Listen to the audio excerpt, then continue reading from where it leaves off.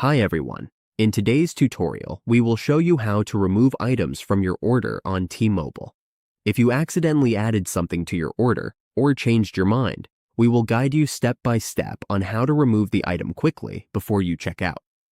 Now, let's get started. On your T-Mobile dashboard, we will go to your cart. To remove something from your cart, just look for the cart logo in the upper left corner of your dashboard. We just need to click that. Here are the items listed in your order.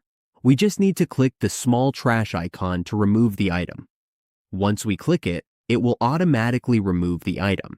As you can see, the item has been removed. To remove another item, just click the trash icon again and it will be removed automatically. And that's it. We have successfully removed an item from the T-Mobile order. Now we can continue shopping and make sure the order only includes the items we want.